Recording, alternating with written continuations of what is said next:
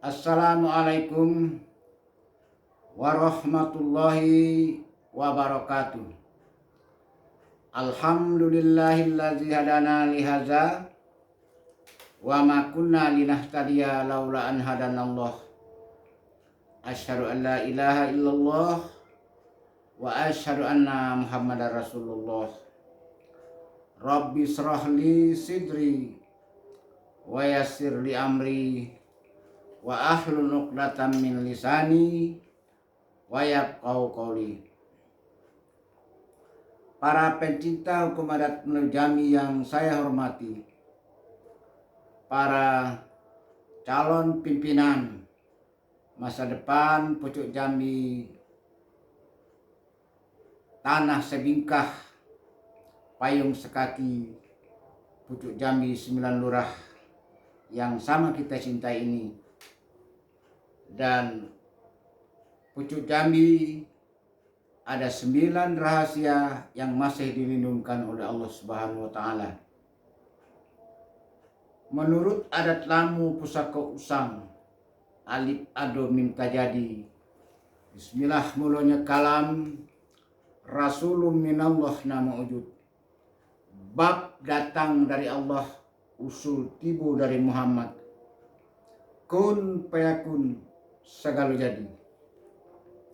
Tinggi bau bertimbun bangkai, hingga pinggang telaga darah, surut pada kebenaran adat, basandi sara, syarak besandi kitabullah.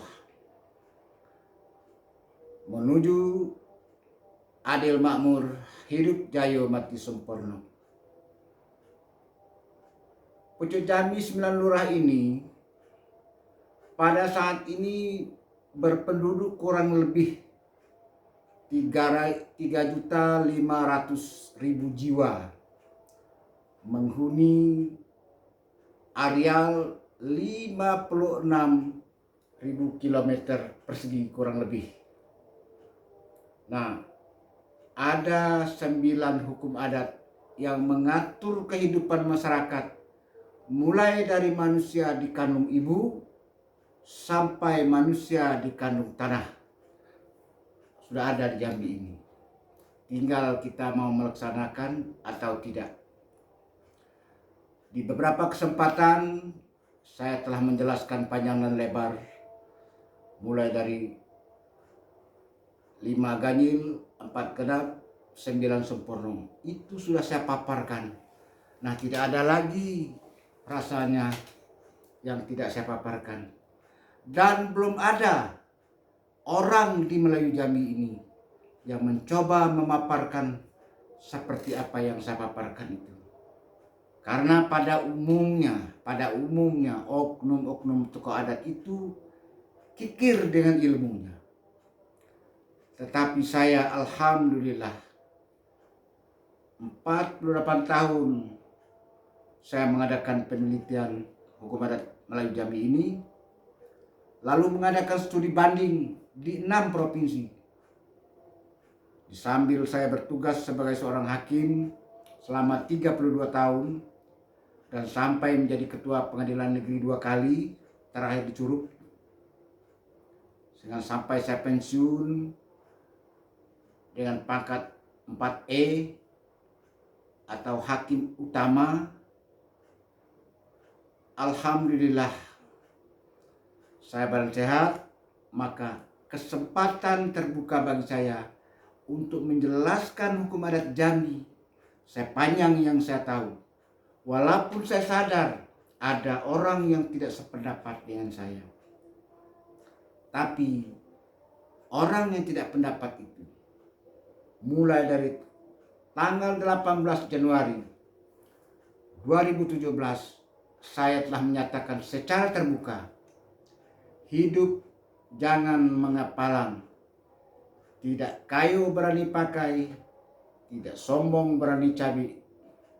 Kalau takut berdebat, jangan duduk di lembaga adat Provinsi Jambi, jangan duduk di lembaga adat kabupaten kota, jangan duduk di dalam kecamatan dan desa ataupun kelurahan. Kenapa? Maksud saya, mari kita tinggalkan hukum adat Jambi itu yang benar dan sesuai dengan akal sehat. Karena hukum adat Jambi yang berlaku di tengah masyarakat ini, mulai dari ujung Jabung sebelah timur sampai ke Telun Berasap di Kerinci, telah mengalami erosi, telah mengalami kerusakan, rusak berat. Maka itu, kalau tidak kita perbaiki, anak-anak cucu kita nanti akan menerima warisan hukum adat yang sudah rusak tersebut. Itulah saya mengajak, mari bertukar pikiran, mari berdebat, mari berdialog, mari berdiskusi. Bukan saya mengatakan saya pintar, tidak. Saya mencintai hukum adat Jambi. Marilah kita berjasa meninggalkan hukum adat yang baik untuk anak cucu kita. Karena sudah ditanamkan nenek moyang kita dulu di Bukit Seguntang pada tanggal 17 Juli 1502 Masih atau 1 Muharram 908 Hijriah. Para hadirin, tidak perlu saya berpanjang-panjang pada kesempatan ini. Saya ingin menjelaskan pada kesempatan ini dua permasalahan. Pertama, apa yang disebut dengan pelanggaran adat. Yang kedua, apa yang disebut dengan kejahatan adat. Pelanggaran apabila dilanggar suatu aturan, dia dihukum. Kejahatan juga begitu. Apabila dilanggar satu perbuatan yang dilarang atau perintah yang dilarang, yang diperintahkan tidak kita kerjakan, yang dilarang lalu kita langgar, lalu dihukum. Jadi pelanggaran dan kejahatan itu sama-sama dihukum. Tapi ada perbedaan satu persatunya. Mari saya jelaskan sebagai berikut.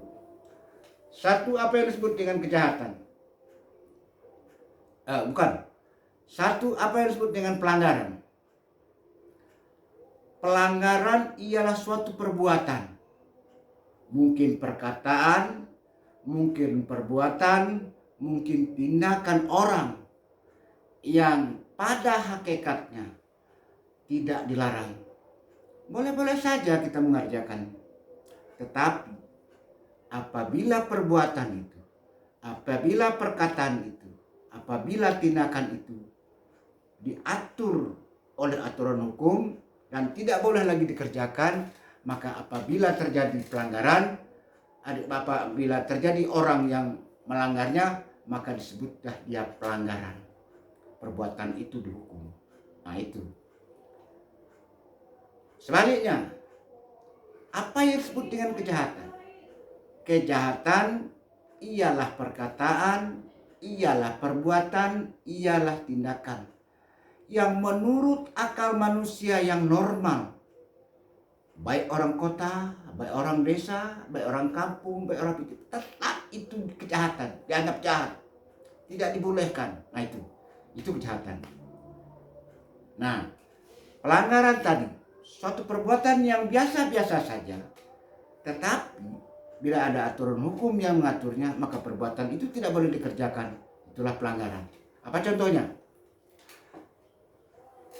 Contohnya begini, misalnya perbuatan tangan. Kalau kita mau memanggil orang, pada hakikatnya boleh saja, mari sini dek. Gunakan tangan kanan. Atau sekali lagi, dek sini dek. Sini sebentar. Boleh kita gunakan tangan kanan, boleh kita gunakan tangan kiri. Pada hakikatnya. Kenapa? Karena bagi kita, kedua tangan kita ini kan bersih semua. Semuanya mana yang kotor sudah kita bersihkan. Menurut kita sopan saja. Tetapi oleh aturan hukum adat, setiap perbuatan harus dimulai dengan tangan kanan. Nabi menganjurkan kalau mau masang baju, kalau mau apa, dimulai dari kanan, gitu. Dan dikemudiankan tangan kiri. Nah, di dalam adat dilarang memanggil orang dengan tangan kiri ini. Dilarang mengubit orang dengan tangan kiri ini. Kalau seseorang memanggil orang dengan tangan kiri, itu berarti telah terjadi satu pelanggaran. dan orang itu bisa dihukum sesuai dengan hukum yang ditetapkan. Apakah beras segantang ayam siku, apa-apa itu tergantung pada orang, pada aturan hukum yang dibuat orang di sana. Itu. Kemudian contoh lain misalnya di salah satu kampung ada ibu menjemur padi. Dia jemur padi dengan tikar, rumbing di halaman dia, lalu dia duduk situ. Duduk, datang ayam satu, dihalau, datang satu, dihalau. Padinya padi dia, yang menunggunya dia, halaman-halaman dia, yang datang ayam memakan padi itu adalah ayam dia. Tidak ada permasalahan. Tetapi kampung itu mengatakan dilarang orang menjemur padi di tengah negeri. Jadi kalau dalam desa mau halaman kita atau tidak halaman kita dilarang. Barang siapa melanggar dianggap telah melakukan satu pelanggaran dapat dihukum begantan ayam baik. Itu. Ini pelanggaran. Atau lagi dalam satu kampung dibolehkan anak bujang lalu mengadakan perbuatan bertandang ke rumah gadis. Tetapi pada suatu saat dilarang, diatur oleh adat setempat. Di dalam bulan puasa misalnya, tidak boleh anak bujang bertandang ke rumah gadis melewati jam 9. Bila ada yang melampauinya, maka dianggap melakukan pelanggaran. Begitu. Atau di situ kampung lagi, bila orang bertandang ke rumah orang, ternyata di rumah itu adalah perempuan, mau janda atau gadis, jendela, pintu harus dibuka. Ada orang yang tertutup pintunya, maka orang ini dihukum menurut adat. Padahal dia belum tentu dia berbuat apa-apa. Nah itu. Nah ini pelanggaran. Keseharian kita ada lagi. Ada orang baru beli motor, bertahun-tahun pingin punya motor. Lalu dikumpulkan uang, terkumpullah uang, lalu beli motor yang bagus, yang baru lagi, ke dealer belinya lagi. Cukup surat-suratnya. Lalu dia bawa pulang. Naiknya. Di tengah jalan dicegat oleh polisi. Prit, kata polisi. Dek, mana surat? Dia tanya surat. Mana SNK? Ini SNK. Mana SIM? Tidak ada. Lalu dikatakan adik telah melakukan satu kesalahan, adik harus dihukum, hukum kena tilang. Padahal apa yang salah? Motor dia, yang beli dia, yang naik dia, ada suratnya. Kok polisi enak-enak aja polisi? Kok harus ada izin dari saya, kata polisi. Kalau kita pikir secara akal sehat, tidak benar itu. SIM, saya punya harta, kok harus minta izin dari orang itu? Tetapi inilah aturan negara. Setiap orang yang punya motor harus ada surat izin mengemudi. Bila tidak, berarti melakukan pelanggaran. Nah itu. Padahal biasa-biasa saja. Jadi yang disebut dengan pelanggaran itu tidak semua orang tahu. Mungkin orang dari kampung, orang dari desa, orang dari dusun, atau orang kota yang pergi ke desa. Dia tidak tahu apa itu dilarang apa tidak. Maka itu dalam adat dikatakan, di mana bumi dipijak, di situ langit dijunjung. Di mana ranting dipatah, di situ air disaut. Di situ adat diisi, di situ lembaga dituang. Kalau di tempat kita mungkin tidak dilarang, tapi di tempat kita tinggal sekarang ini dilarang, ya kita ikuti. Nah, itu pelanggaran.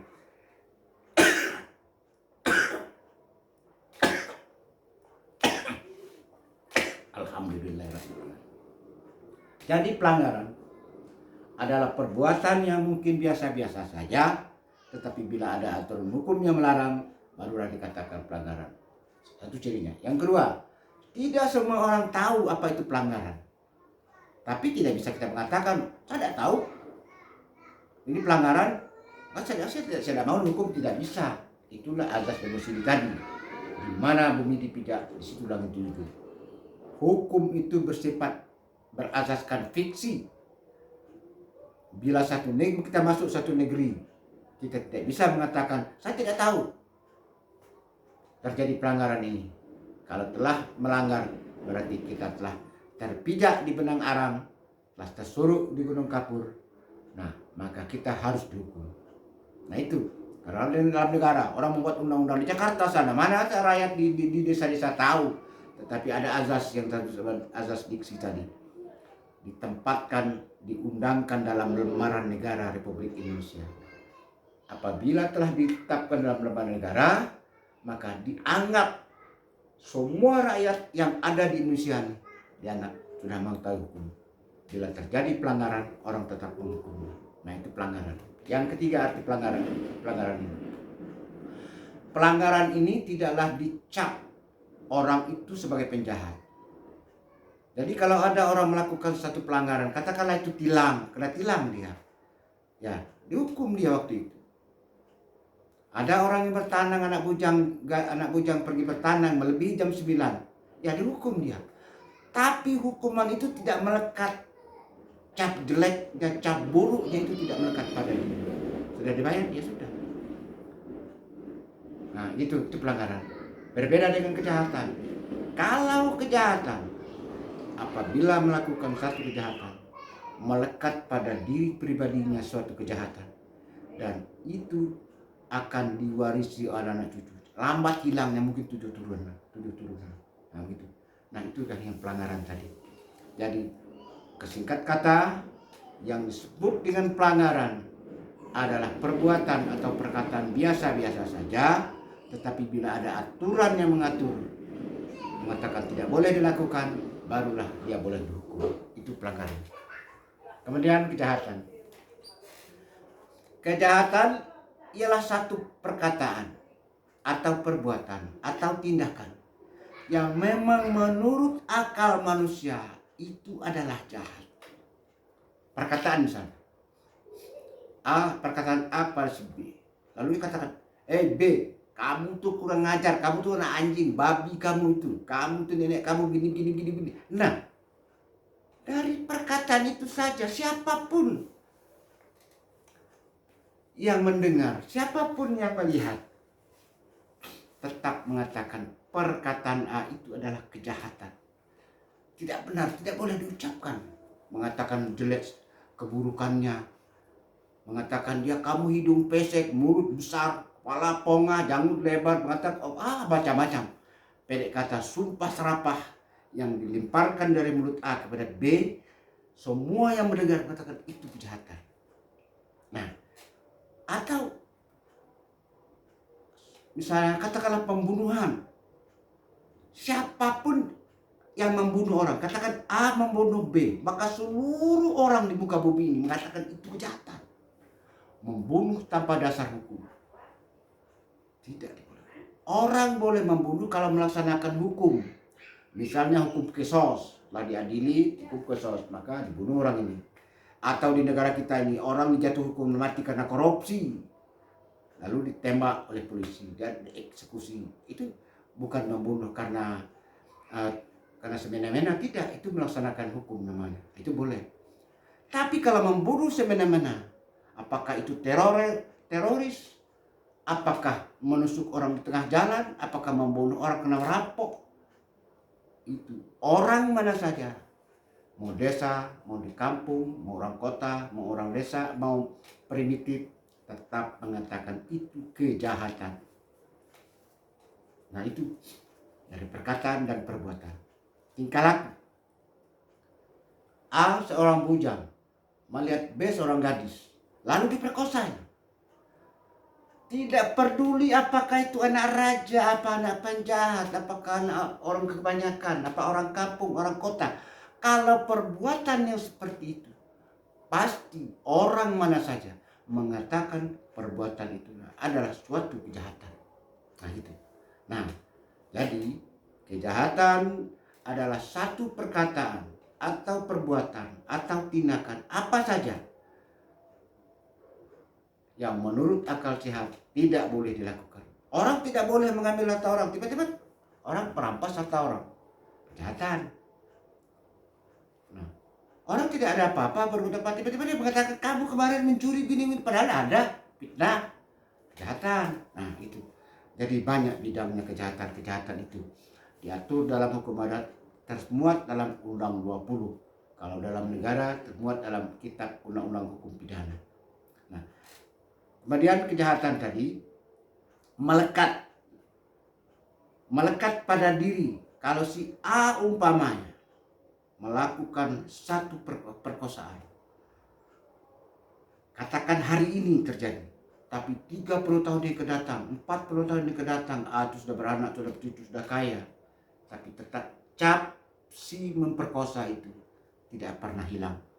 Di tengah-tengah masyarakat orang masih mengatakan, oh itu neneknya memperkosa. Apalagi dia merampok, lalu hasil rampokan itu dibikinnya modal untuk memperkaya dirinya, lalu dia sudah mati, tapi 50 tahun 30 tahun kemudian, 100 tahun kemudian, orang akan mengatakan itu dia kaya, itu neneknya dulu merampok, merampas harta orang. Itu yang diolah oleh cucu. Apalagi kalau ada cucunya itu melakukan perampokan lagi, ngambil pencurian, dia berkata, neneknya dulu itu perampok besar, mati dalam penjara, macam-macam. Jadi satu kejahatan melekat pada diri pribadi, kemudian bertahun-tahun, mungkin 7 turunan, kejahatan itu tidak pernah hilang, tidak pernah dilupakan orang. Nah, di dunia dia dapat hukuman, di akhirat masuk neraka, dan anak cucunya pun ikut terbawa-bawa oleh karena perbuatan kejahatan itu. Jadi melalui kesempatan ini, marilah kita menghindarkan diri, kita serahkan diri kita kepada Allah, kita berbuat baik dengan niat yang baik, berbuat yang baik dengan tujuan yang baik. Apa saja, mau perkataan, mau perbuatan, mau langkah kaki, kita mulai dengan sesuatu yang baik. Semoga hidup kita ini diberkahi oleh Allah Subhanahu wa taala. Itulah yang disebut dengan amar ma'ruf nahi munkar. Kita mencegah sesuatu kejahatan, minimal diri kita tidak mengerjakannya, itu sudah nahi munkar. Nah, kalau ada kejahatan, kita tidak melakukannya, itu kita sudah nahi namanya. Lalu kita, kalau ada orang mengatakan jangan kamu buat ini, berarti sudah nahi namanya. Nah, kalau ada orang yang melakukan sesuatu, kita ambil dia, kita larang dia, nah itu mencegah. Jadi memang berat melakukan amar ma'ruf nahi munkar, itu sangat berat. Amar ma'ruf banyak yang bisa melaksanakannya, tapi yang nahi munkar itu agak berat. Tapi kita orang Jambi, ada hukum adat yang bersyarat. Kalau kita tidak mampu untuk menerapkan di tengah masyarakat, terapkanlah pada diri kita sendiri. Kalau 1000 orang Jambi yang menerapkan diri sendiri, berarti 1000 kebaikan sudah terdiri pada orang Jambi tersebut. Nah, jadi begitulah barangkali yang dapat saya paparkan pada kesempatan ini mengenai yang disebut dengan pelanggaran dan kejahatan. Pelanggaran adalah perbuatan biasa-biasa saja, tetapi bila ada aturan yang melarang, barulah dia boleh dihukum. Tetapi kejahatan, walaupun tidak ada aturan hukum yang mengatakannya, semua orang berpendapat bahasa itu jahat, bahasa itu kejahatan. Kalau ada orang perampok, walaupun hukum perampok itu tidak ada, tapi mengambil harta orang secara kekerasan, tetap orang mengatakan itu kejahatan, walaupun tidak ada hukum yang mengatakannya. Nah, kira-kira begitu. Mudah-mudahan ada manfaatnya apa yang saya paparkan hari ini, dan semoga generasi ke depan orang Melayu Jambi ini memahami apa yang disebut dengan kejahatan, apa yang disebut dengan pelanggaran, walaupun kedua-dua itu dijatuhi hukum oleh hukum adat. Barangkali itu saja yang dapat saya sampaikan. Saya tidak bermaksud menyakiti hati bapak-bapak, tidak bermaksud menggurui para tokoh-tokoh adat. Saya sadar banyak tokoh adat di Provinsi Jambi ini, ribuan. Tapi tokoh adat yang menguasai hukum adat Jambi secara kapal saya belum menemukan sampai hari ini. Dan tokoh adat yang mau menerangkan kepada orang banyak secara kapal, saya juga belum menemukan pada hari ini. Mudah-mudahan apa yang saya sampaikan ini bermanfaat bagi anak cucu kita ke depan. Sudah saya paparkan segalonan dape. Sebaris dak lupa, setitik dak hilang. Ko ado nan talindung di balik daun. Tinggal di hunut bakal lamu. Bukan mamlau paneh dilekuk. Bukan bakwa mani bakumpai. Kok kurang suko ditukuk.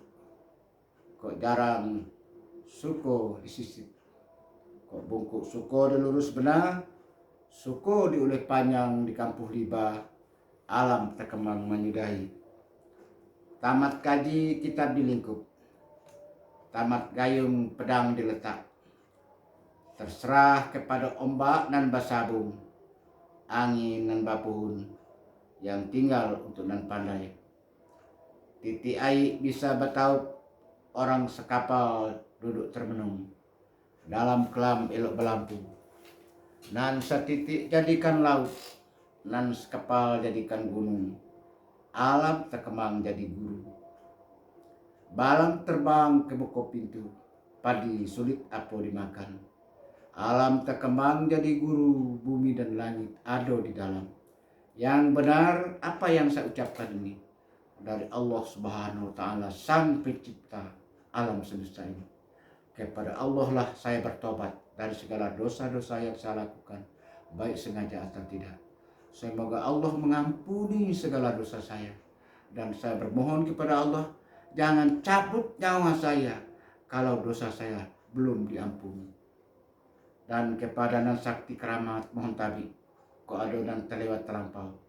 Kepada sesama insan mohon maaf yang sebesar-besarnya kalau ada salah ucap, salah kata, salah perbuatan.